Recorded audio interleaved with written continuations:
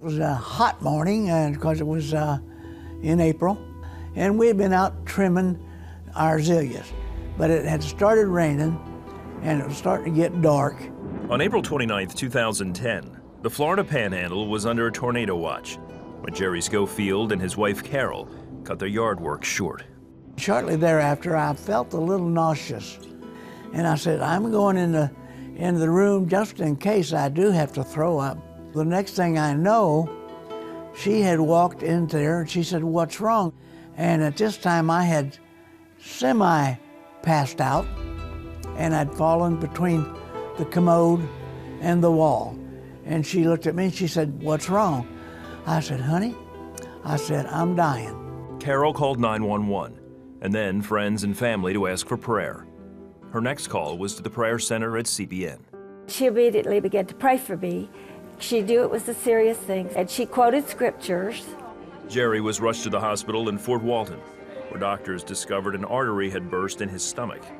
He was diagnosed with a ruptured abdominal aortic aneurysm, known as the silent killer. The doctor came out, the anesthesiologist came out.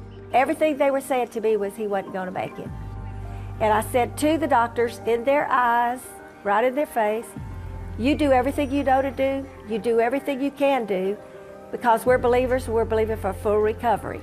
And I remember saying full recovery. Jerry needed to be life-flighted to a larger hospital, but due to the tornadic weather, had to be transported by ambulance instead. Because his life-saving surgery would be delayed by hours, the doctor gave the family one final piece of advice.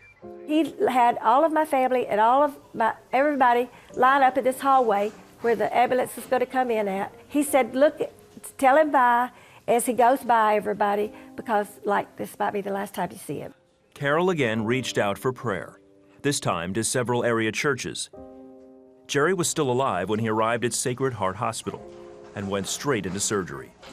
While he was on the operating table, Jerry says he had a vision.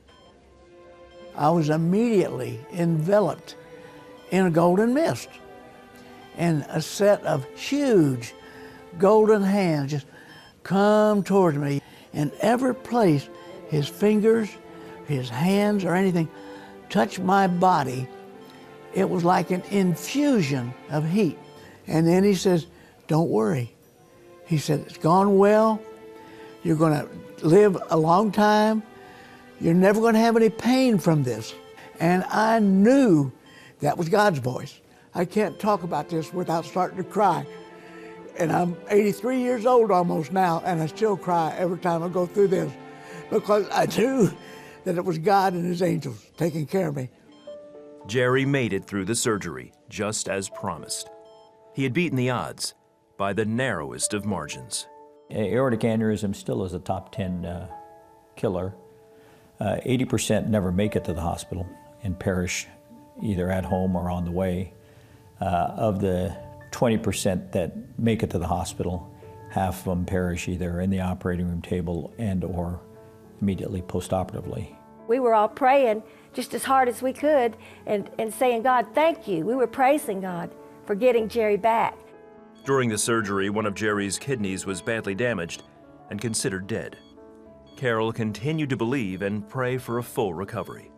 At the time of his being able to be discharged from what we call the acute care setting, he had one kidney that was not functioning at all. It finally began making some progress, and over the ensuing months completely came back to near full function. So that's a miracle in itself. Today, Jerry leads an active life in Florida, playing his trumpet in local ensembles. And he and Carol are quick to tell others about a God who still answers prayers today. He wants the best for you. He wants to heal you. He wants you to be well. I believe that anything can be done in prayer. We have to give all credit where credit's due, not to us mortal physicians that know so little that we can't even cure a common cold, but to someone that's obviously the great healer, great physician.